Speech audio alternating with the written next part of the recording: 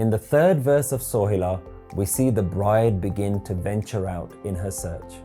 She starts her journey and goes out to try and find her husband. Along the way, everything she looks at reminds her of him, and she's singing his praises.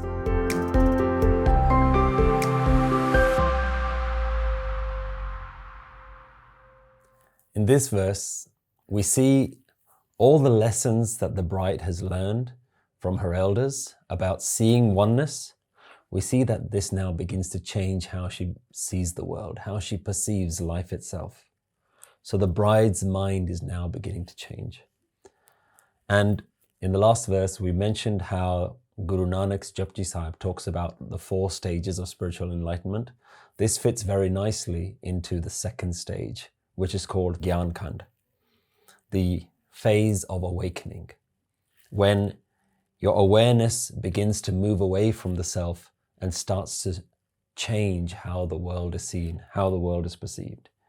And you start praising life itself rather than focusing on your own thoughts.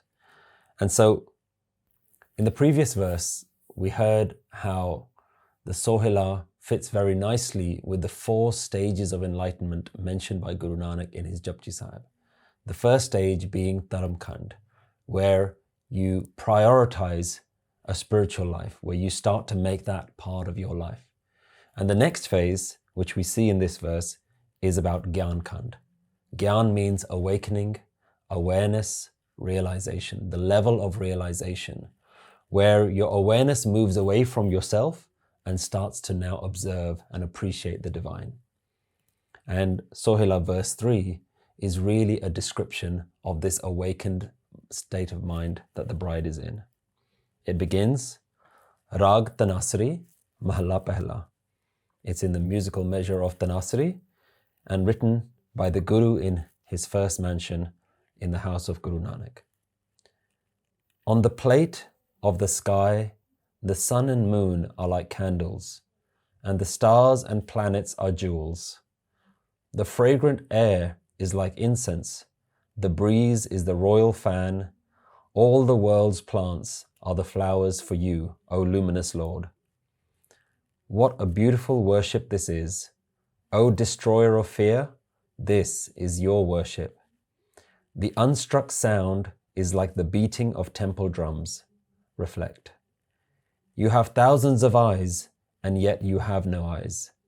You have thousands of forms, and yet you do not have even one. You have thousands of feet, and yet you do not have even 1 foot. You have no nose, but you have thousands of noses. This is how your ways have enchanted me. There is light within all, and the Divine One is that light.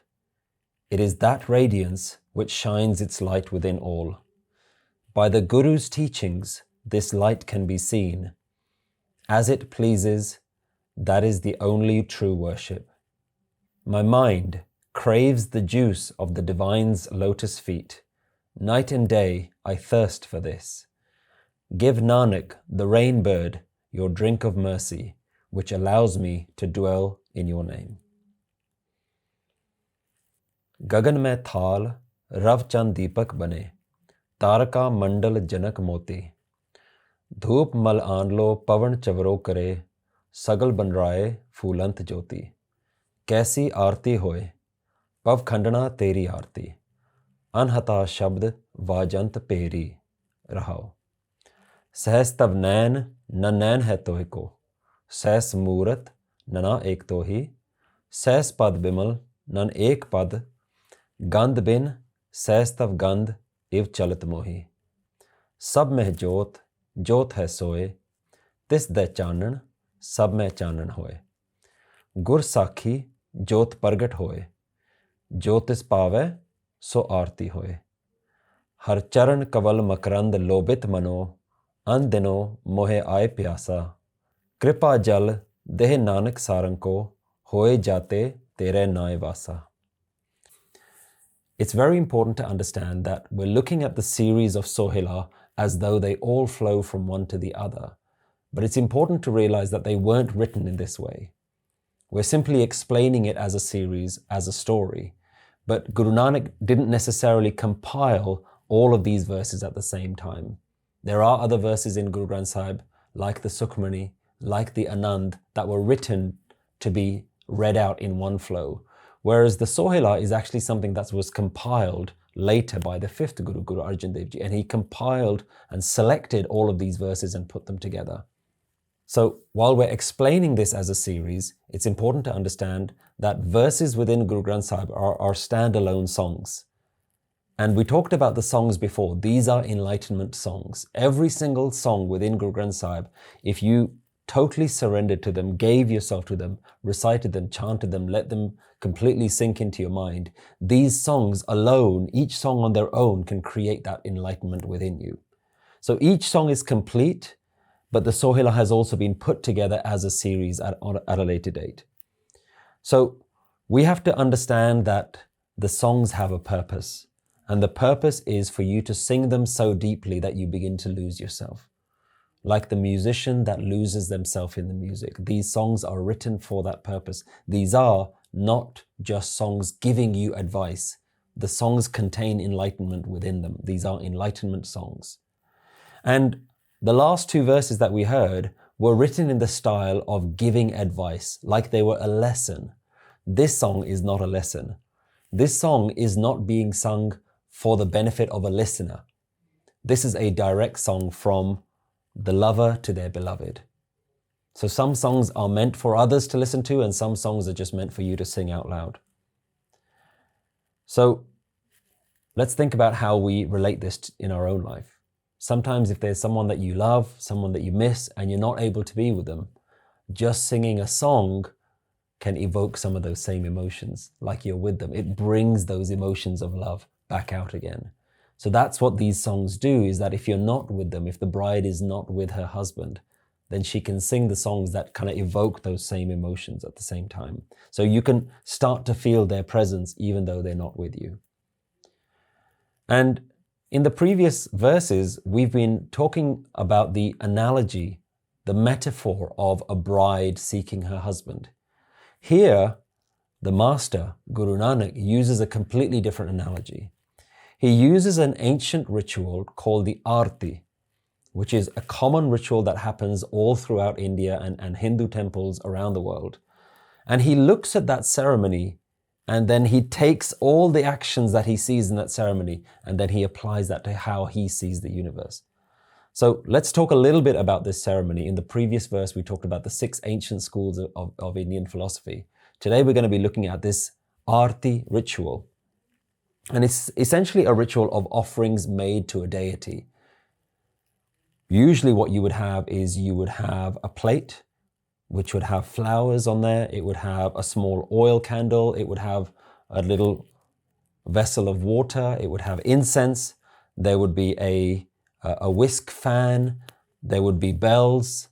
And you would take this plate and you would wave them in front of a murti, in front of a deity's sculpture or a statue in some way. You would circle these around. At the same time, you're singing the praises to that deity. These are old Indian customs and Indian traditions. And this tradition is symbolic of making an offering to the gods, and an offering of all 5 elements, elements of earth, fire, wind, water, and spirit. That's what this represents. It's a symbolic gesture. And it's normally done during the evenings, and it's done in Hindu temples around the world. Guru Nanak sees this. He sees this ceremony, and even the ceremony begins to remind him of the divine, because his whole methodology is about seeing oneness behind everything.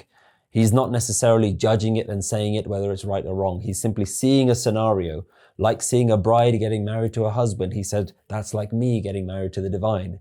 Like seeing this worship ceremony. He said, all of this stuff is worshiping you. Well, let me sing the song of how I see worship going on. So all of it is just poetic use of language. Now, remember, the masters aren't interested in these rituals. For them, they're only interested in oneness. So how does he begin to use this ritual to talk about how he sees oneness? He begins by saying, Gagan mein thal, Rav Chand Deepak bane. The sky is like your plate. And on that plate of the sky, the sun and moon are like candles. The stars and planets are like jewels. Tarka mandal janak moti, dhoop mal anlo pavan chavaro kare, sagal banraye phulant jyoti. The air is like fragrance, is like incense. The breeze is like your fan. And all the plants in the world are like the flowers that I offer to you. O luminous Lord, look how amazing this is. So after getting that advice from the elders about how you begin to see oneness, the bride is now saying, I see you. I can recognize you. I'm beginning to actually see where you are.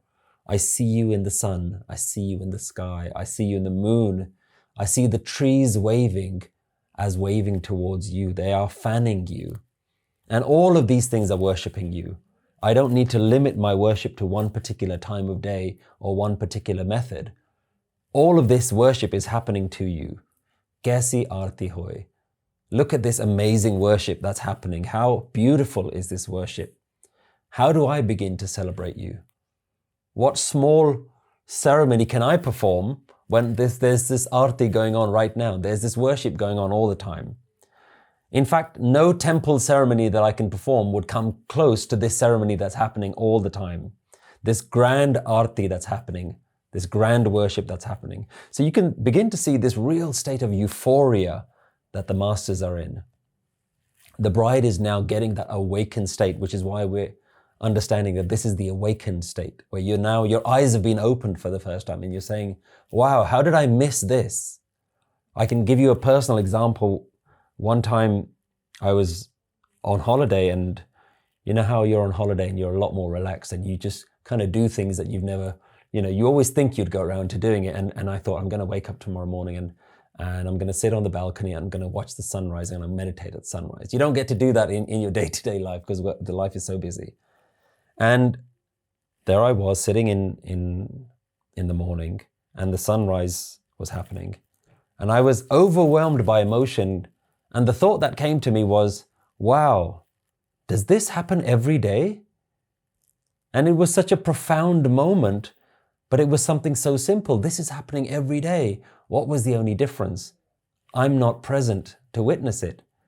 I'm not aware of it. I'm simply oblivious. I'm lost in my own little world, getting my kids ready for school, made sure they've had their breakfast and done their homework and all these sorts of things, and making sure that I've got my bags packed to go to the office.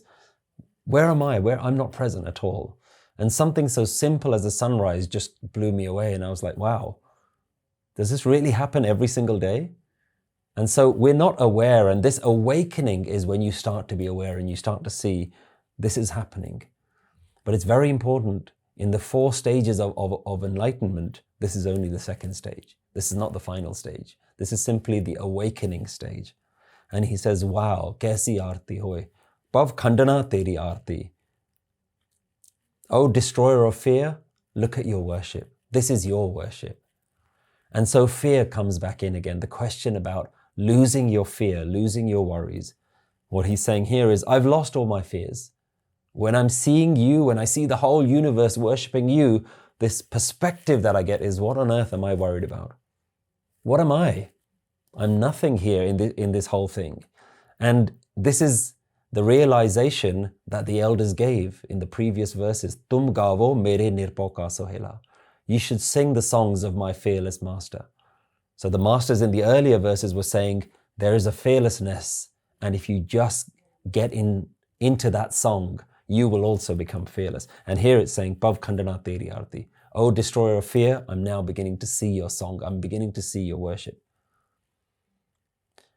And the reality is, most religions rely on fear. Most religions encourage you to be afraid. Most types of prayer and worship are based on fear. You pray because you hope that you get a place in heaven. You're worried about your afterlife. You pray because you want better finances. You pray because you want to retain your health or the health of a loved one. It's all based on fear. The divine masters, the awakened, enlightened ones are saying real worship destroys fear. They're not synonymous with each other. They're not even compatible. Are you in fearlessness? Have you completely lost your fears? Because the divine is fearless. The divine has been called Nirpo. In the first verse, Tum gavo mere nirpo ka Sohila. You should connect with this fearless being that's all around. Connect with that. Because when you connect with that fearlessness, you will also become fearless. Have you found that spiritual teachings are great to learn, but not always easy to apply to your own life? Sometimes we all need a bit of support and guidance from people who know what we're going through and can help us find some answers. The Nanak Naam Facebook group helps you do just that. It's an online community where you can ask any questions about life and get answers from other members of the group. Search for Nanak Naam Community Support and join our free Facebook group today. And if the divine is everywhere and the divine is fearless, I'm now beginning to see that fearlessness. I can see that oneness in all forms. I realize that that fearless divine has also taken my form. We should always be aware of this idea that we shouldn't be praising the divine outside and forgetting the divine inside, because then you've created a duality, you've created separation. I can see God everywhere else, but I'm still here, little old me. And even though the masters use this language, they're not coming from that space. They realize the divine is within them. They understand, they no longer recognize themselves. They only recognize the divine within themselves. And as long as there is a separation between you and the divine, then fear creeps back in. As soon as that marriage happens, as soon as that union happens, as soon as you realize, I'm not here, this isn't me, then you begin to lose that sense of fear. Because fear, again, is only that worry about self-preservation. I want to keep myself as I am. And as long as I'm here, there are other things that can harm me. There are other things that can worry me. There are things that can take something away from me. That's that little old me. When you believe in that little me, then fears start to creep back in. When you don't recognize this as me, this body is not me, it's you. Everything I see is you, and everyone in me and everyone is the divine. Everything is the divine. I don't know where the distinction is anymore. That's where you start to lose that. So this is the master's enlightenment. This is their way of worship. This is their way of looking at life. And that way removes all your fear. And in this Rahau line, in this central line, it says, Anhata Shabd Vajant Peri. The unstruck sound is like the beating of temple drums. Reflect. Your unstruck sound, I can hear it everywhere. I hear you beating like the drums that are beating in the temples that I see. I can hear your drums everywhere. And a very specific word has been used here, Anhata Shabd. The word Anhat means the unstruck sound. Something to think about. Think about how sound is made, simply if you were to clap. Before the sound, there has to be something to create the sound. Before the note, there has to be the instrument that makes that note. So there has to be something behind the sound, but it's saying to the divine, there's nothing behind you. You are the originator of sound. You are the infinite sound. There's nothing behind you. You are the source of everything. So if you were to speak, you are the voice. You are your own voice. You are your own sound. So it's very important to understand some of these kind of what might seem like technical terminology. Anhata Shabd, that you are the universal life force, and I can hear you loud and clear. This is what the masters are saying. So sometimes people within the spiritual traditions, they forget some of this poetic use of language, what some of these metaphors are actually trying to point to. And it's very important to make it clear, there's no actual sound. There are some spiritual traditions that hear words like Shabd, and then they try and meditate to try and hear a sound. They try and go and look for a sound. So the masters are saying, I can hear you loud and clear. I know where you are. But this isn't an actual sound that you need to go seek out. It's, some spiritual traditions say that it's the ringing in your ears. I've had ringing in my ears since I was a child. It doesn't mean that I've been spiritually connected since a young child. It's just a medical condition or whatever it is. It's not a big deal. But some people will tell you, no, that's the spiritual sound. No, because that's dependent on me. We're talking about a sound that has always existed. If I'm gone, the sound is gone. The ringing in my ears is gone. We're talking about a sound that has nothing behind it. So it's a poetic use of this language. It's not an actual sound. It's the presence of aliveness. And we've got to just point out sometimes that, as the gurus have done at times, and they've pointed out these distinctions and religions and practices that are trying to do something, and the masters are saying, hey, you need to take a step back. Don't get lost in that. In the same way, some spiritual traditions are hell-bent on trying to find this sound. And when you do that, you start to miss out on what this wisdom is about. It's not about finding a specific experience, because what's going to happen then all you're going to do is you're going to be locked in a limitation in some way. You're trying to hear an experience. You're trying to experience one thing. Later on in this verse, we see the line, Sab mein jyot, you are the light within all. But you don't go looking for the light. If you don't go looking for the light, don't go looking for the sound. This is poetic use of language. People who are into this sound tradition, it comes from at least a 200-300-year-old tradition called Shabad Surti Yoga. It's an ancient, again, technique. They quote lines from Gurbani. They misquote verses from Guru Nanak. There's a line from Guru Nanak that says, Dhun mein dhyan, dhyan mein janiya. And the incorrect translation that you might hear is, place your awareness on the sound, and from that awareness you will know. This is an incorrect translation. And a lot of people will misquote this and say, look, it's about listening to the sound of your voice, and eventually you will connect and you'll be able to hear a higher sound. But this is not an instruction for meditation. And as we learn the context of most verses, we can see that there's a bigger picture here. And even in this particular one, that's the wrong context for this verse. This verse is not talking about meditation instructions.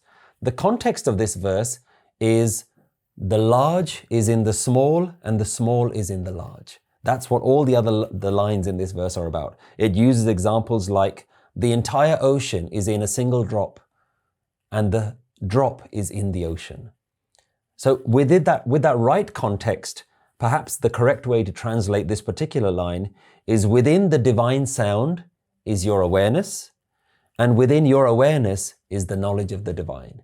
That's the context of this. It's not an instruction to go and listen to the sound. It's the poetic use of that. And we've seen other words being used, even within the Sohila. In this particular verse, we've heard the word dhun being used. We've heard shabad, anhata shabad being used. In other places, the word Sohila has been used, the divine song. In various other verses around Guru Granth Sahib, it's been called your naam, your name, your naad, your tune, your geet. Guru Gobind Singh Ji famously says, Namo Geeta Geete, Namo Tana Tane. I bow down to the song of all songs. I bow down to the melody of all melodies. All of these are different descriptions pointing to one thing. Gur Gur Eko Vesanek. There are many, many different ways of looking at the one same thing. And they're all pointing to the divine flow, the divine song, the divine sound. They're all different descriptions of the same thing. So I'm stressing the point here. Any meditation which is about gaining an experience is not real meditation. This is what we're beginning to understand. It's not about just gaining some profound experience. Doesn't matter how life-changing that experience is. Gaining an experience, there's still a me. You're still focusing on the created, not the creator. You're not looking behind. You're not looking at the bigger picture. So if you're practicing meditation, rather than waiting for something to happen, what you should be looking for is the letting go of the self, dropping the self. And this is where this technique of singing, bhakti, divine praises, where you're so focused on that totality that you lose yourself into it. It's where the wave spends all of its attention understanding that it is the ocean. It's not the wave trying to find the ocean, trying to see the ocean. The wave has to just become the ocean. In the same way, you're not trying to find an experience because that's still limited. Real meditation is about letting go of yourself into the song of life. And when you let go, you hear the metaphorical sound, the melody of life itself. There are many other teachings from Guru Nanak Dev Ji that emphasize this point. There's a beautiful verse where Guru Nanak says, Katata bakata sunata soi, aap bichare so gyani hoi. The one who is speaking and the one who is listening is that divine. And those who contemplate on themselves, on their inner selves, are truly wise. So really trying to understand who you are is what Guru Nanak is trying to teach you. And the truth is, you are nothing, everything is the divine. And when that becomes your song, when that becomes your mantra again and again, everything is you, everything is you, every place is you, every place is a vision of you, every sound is your voice, then you begin to understand this method of losing yourself in the sound. And this is the rahau. Pause and reflect on this silent vibration that is in all places. Kaisi aarti hoy. How amazing is this? How amazing is it when you see it? How awestruck do you feel? That sense of wonderment when you can really hear it everywhere. And so at that point, there's no fear. There's no fear of dying. There's no fear of the problems and circumstances that appear in the life because there is no me. You've let go of that me. And in a way, the me has already begun to die. You've let go so deeply that you lose yourself. And what you realize is that you were never this limited being. You were the divine itself. But without focusing on the me, remember very rarely within Guru Nanak's terminology does he say, I am God. It's all about me. I am the divine. Because there's still a me. There's still a chance for you to retain that false delusion that I'm something special. Guru Nanak is saying, I'm nothing special. It's all you. It's all you. And I just have to die into you. I let go. So the Guru continues, you have thousands of eyes, and yet you have no eyes. You have thousands of forms, and yet you do not have even one. You have thousands of lotus feet, and yet you do not have even one foot. You have no nose, but you have thousands of noses. This is how your ways have enchanted me. Now, just as a side note, I want to point out something for those who are interested in looking at the spelling of these particular words. In the Japji Sahib course, we went through a lot of the spellings of the words to try and understand what are the right ways to translate this. Here, if you look at the word tohi, it actually has two vowels. Very rarely in Guru Granth Sahib do you actually get words which have two vowels associated with it. And there's a meaning for it, and I just want to take one moment just for those of you who are interested in that. The original word here should be tuhi, but poetically that won't fit into this particular rag. Remember how I said that all the verses fall into a particular rag? Well, it gets even more complicated than that. Each line has to have a certain number of syllables. The word here should be tuhi, and that would be too short a word. So they elongate the word and say tohi, so it's slightly longer, so it would fit within the musical measure. So this is an immense poetic ability of the writers of these verses to be able to express what they're trying to say, but for it to fit exactly in the number of syllables. So both these lines actually have 37 syllables. And the reason we know that, even though it has two vowels, how to pronounce it as tohi, because the ending of the next line says mohi. So you know that that's how you pronounce it. But there is another vowel there to show you what the original word should be. So it's just a side note to show you how beautiful and complex these verses really are, and how they have been perfectly constructed to even fit within the most complicated types of musical measures as well. But the meaning is always the same. Everything is you. Everything is yours. Everyone's eyes are your eyes. Start to now see how this would impact how you view people in life as you're walking down the road. Everybody that I see, this is you. This is your face, O divine. And you were in love with that. Imagine you fall in love and everyone that you see is the face of your beloved. Everyone that you look at reminds you of that. That's what we're seeing here. Everyone is your face. All of these eyes are your eyes. All of these words are your words. And yet you're still formless. And I'm drunk in love with you. I'm intoxicated by how beautiful you are. If chalat mohi. This is how your ways have enchanted me. I've just become wonderstruck and I'm lost for words. I don't know how else to say how beautiful you are. I'm intoxicated in your presence. I'm so drunk that I'm beginning to forget myself. Look at this language. Sab mein jyot hai soye. There is light within all, and it is your divine light. Tis de chanan, sab mein chanan hoye. It is that radiance which shines within all. So how many different poetic examples is the Master giving here to show how he sees this divine? O divine, you are the light within all. You are the light of the sun.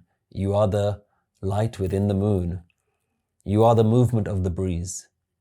You are the stillness of the trees. Look at the poetry. Look how beautiful it is. This is what it means to have devotion. This is why this is the path of devotion and love. This isn't the path of knowledge. You can't just read this stuff. This is their actual lived experience when they understand this is you, everything is you, and they are in love with that. So we're now starting to see this ecstasy pour out. And we talked about earlier, when the masters have understood this, the words that have come out is what has been recorded. This is their lived experience, their love songs being written as and when they experience it. They see oneness in all things. And at this point, the Guru says, Gur Sakhi Jyot Pargat Hoye. It is by the Guru's teachings that I've been able to see this light. This light has been switched on because there was a guide that actually showed me how to see it. Jyotis pave so arti hoye.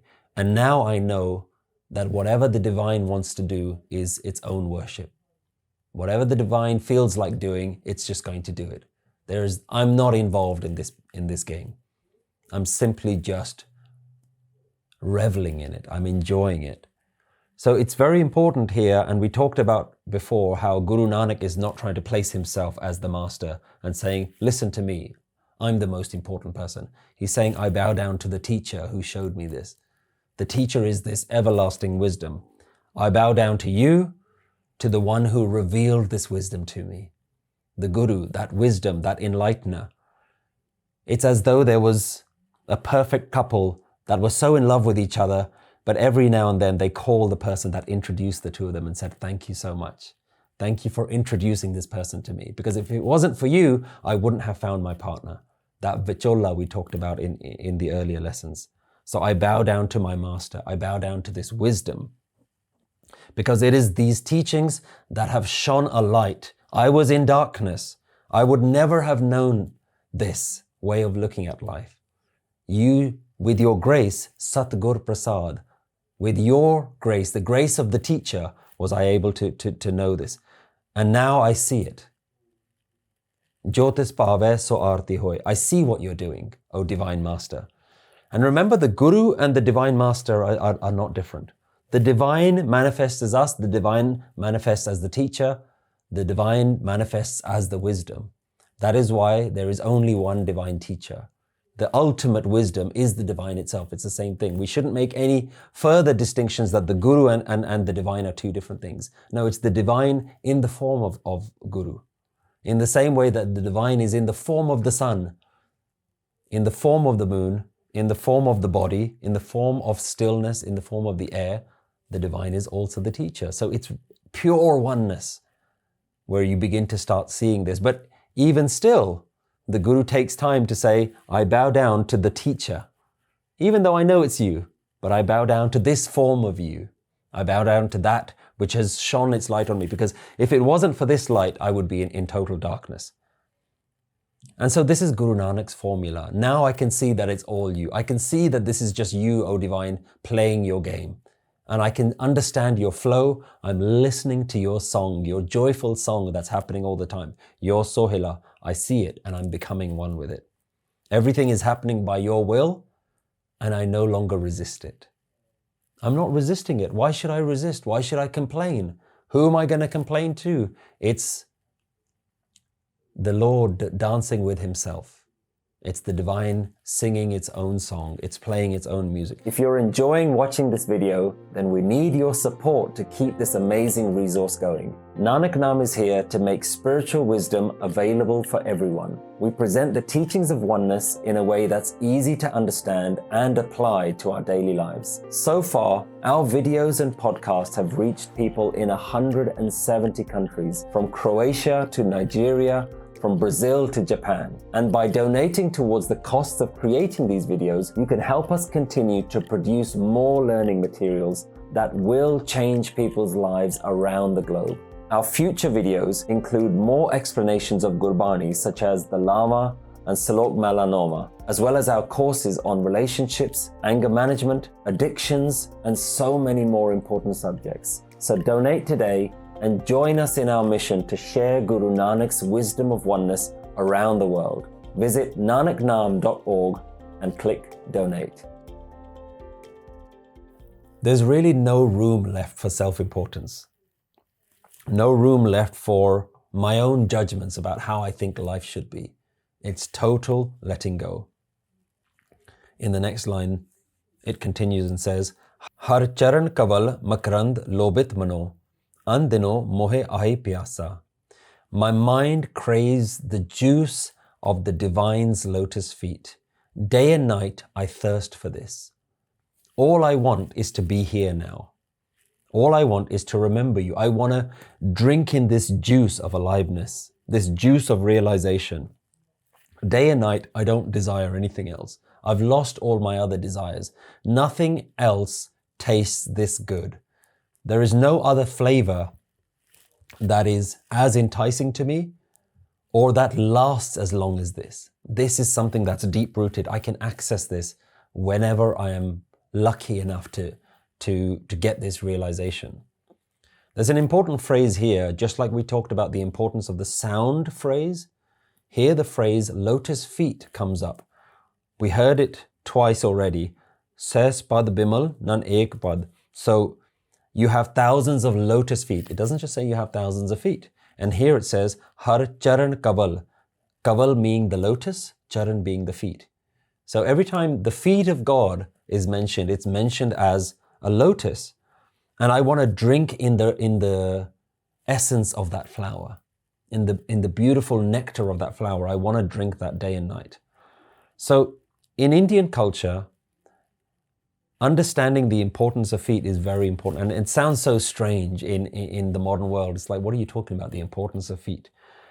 In ancient Indian culture, there is a very strong tradition of bowing your head to somebody else's feet, especially the somebody else if you see them as greater than you in any way. So if they were a teacher in your school, the students would be expected in the ancient tradition to bow down to the teacher, because there is an acknowledgement. I acknowledge that you are higher than me. You're greater than me. You bow down to your elders, to your grandparents, anybody who is highly respected, anybody who's seen as wise. What you're saying is the highest part of me, my head, I placed at the lowest part of you. I recognize that you're so great that I belong down here. I'm nowhere in your presence. When I see your presence, I belong nowhere but down at your feet. I'm small and you're huge. You're grand. And so where feet would normally be seen as dirty, the student of the master says, I see flowers. I'm seeing flowers when I'm looking at your feet. That's how great you are. That's how beautiful you are. That's how radiant you are. And so he's saying that I bow down to the divine. I bow my head down to the divine's lotus feet. And again, just like there's no real sound, there's no real light, there's no real feet. The Guru has confirmed this. You have thousands of feet and yet you have no feet. So these are all metaphors. These are all poetic language. And what it's really saying is, I drop my ego in your presence. And I'm showing you where I belong. I belong right down here. I'm nowhere. And so this is a really important Indian tradition that's been around for thousands of years, for the student to prepare their mind to receive from the teacher. Even today, if you were just going to go learn a musical instrument from a very well-established Indian master, a musical teacher, the student would bow down. And what you're saying is, I am prepared to learn from you. I recognize your intelligence, your greatness, your mastery, and I surrender myself to you, and I want to take that on. It's a blessing if you take me on as a student. So I crave to lower myself to you. This is what Guru Nanak is saying to the divine. This is what the bride is saying when she sees the greatness of her husband all around. Kripa jal deh Nanak sarang ko, hoye jate tere nae vasa.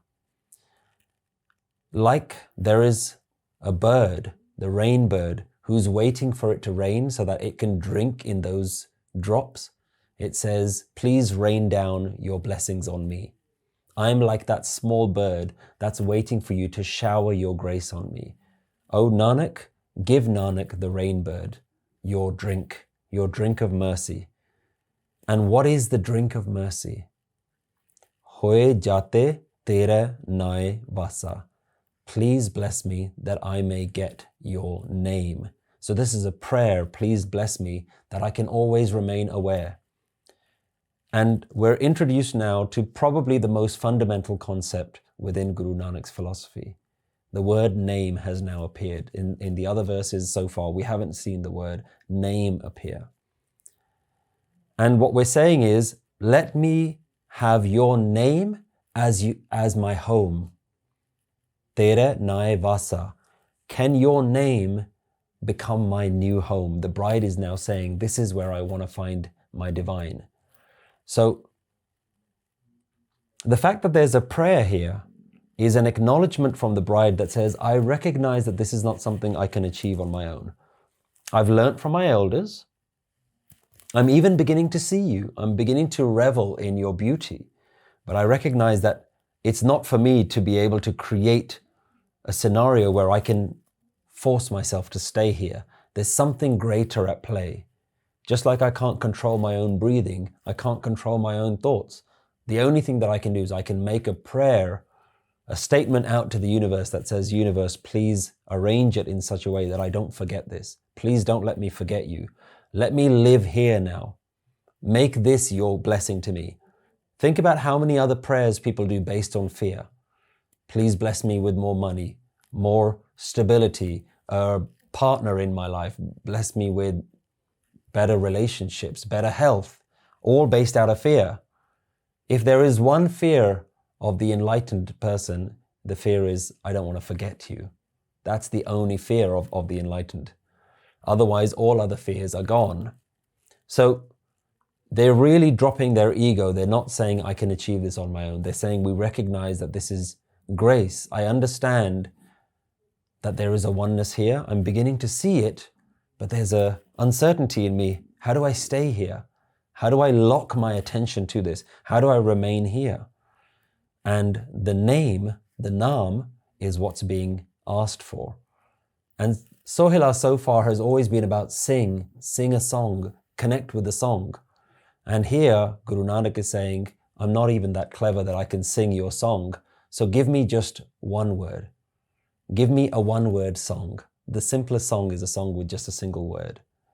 So Guru Nanak is saying, give me that. Give me your name. Let me sing your name. I might not even know the right songs to sing. And those of you who've been listening so far, you may be asking, what song should I sing? I don't listen to these particular verses. I don't understand them. I don't speak this language. The Guru Nanak is saying, that's not a problem. Find any word that brings you to the state of awareness, any word that reminds you of the divine, use that word. Think about it in your own relationships. You don't always call your partner by their real name. You've got nicknames, you've got little sweet names that you call them in your own way, but they all mean the same thing. How does your heart open when you hear somebody else with the same name as your beloved? You say, oh, that's my wife's name.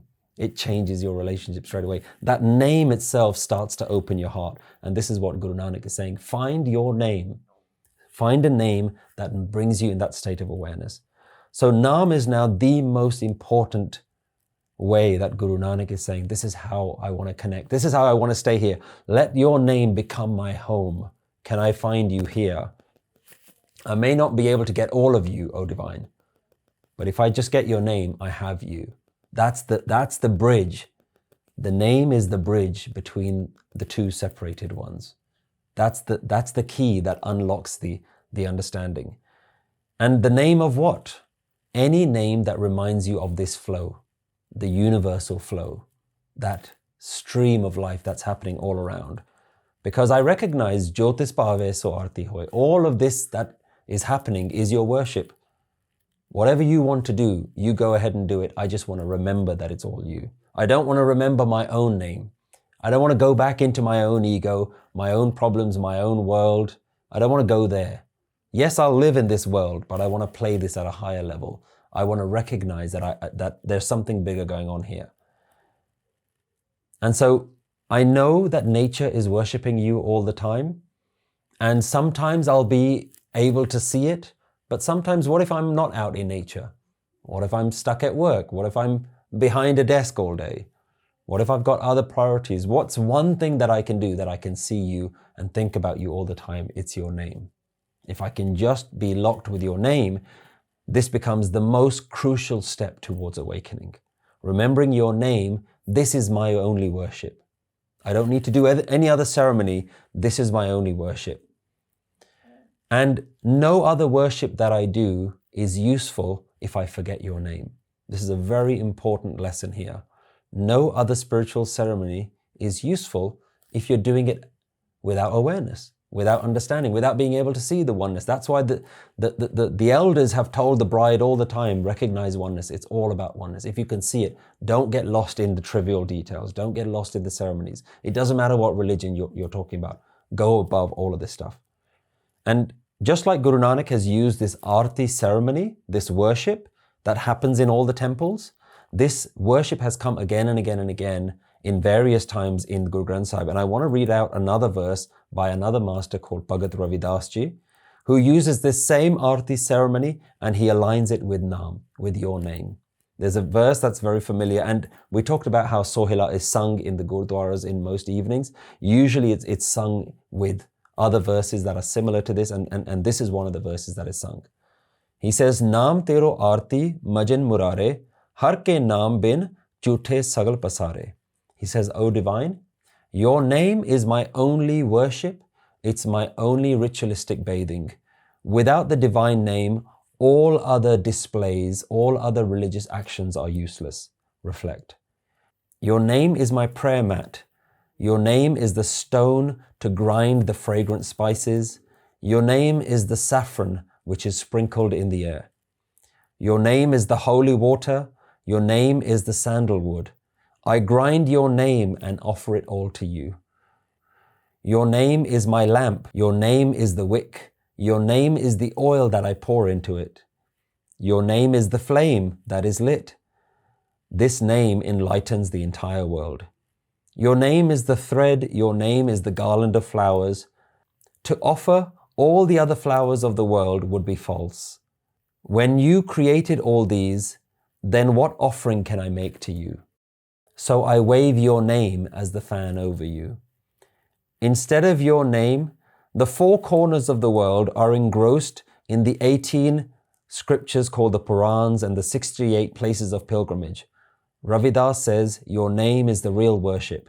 That eternal name is the food which I offer to you. So again, taking all the symbolism of the Aarti, and he says, like Guru Nanak is basically saying, I see you in the sun, I see you in the moon. He's saying, I see your name as all of these things. Your name is the plate, your name is the candle, your name are the jewels on there. Your name is the fan. So he's saying, this is how I'm worshipping you. I don't need many things. I don't even need any instruments. I just need your name. And by doing your name, it's equivalent or even higher than any other ritual that I can perform. Bhagat Kabir Ji says something interesting, and the reason I'm putting a lot of emphasis on this is because they have really tried again and again to say, don't be lost in ceremonies. And it's not to say that they're saying don't do the ceremonies. They're saying the ceremonies are meaningless if you don't understand this. Once you understand this, whether you perform the ceremonies or not is irrelevant.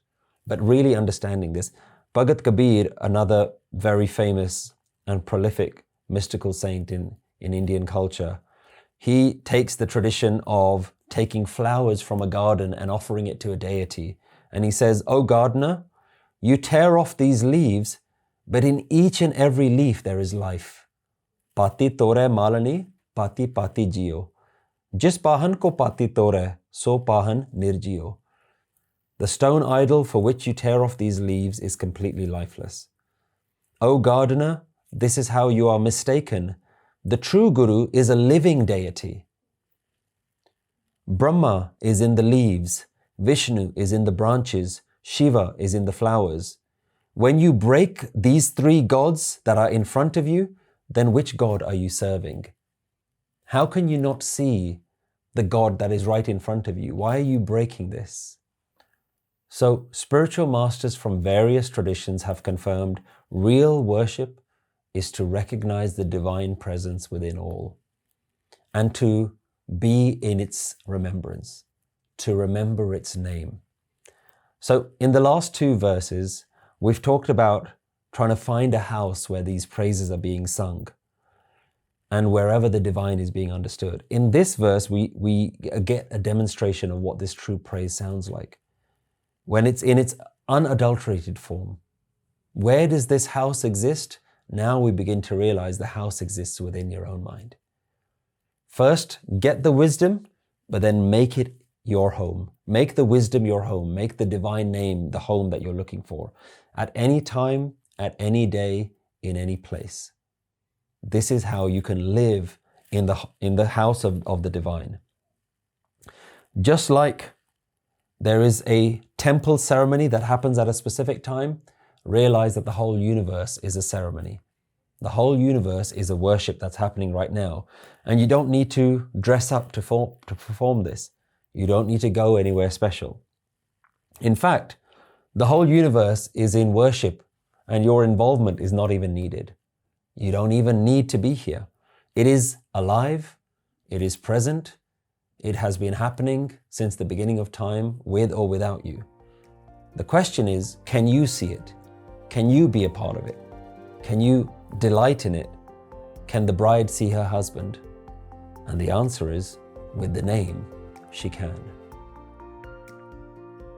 Answer these questions either by writing them down or discussing them in your groups. What fears do you regularly have about life?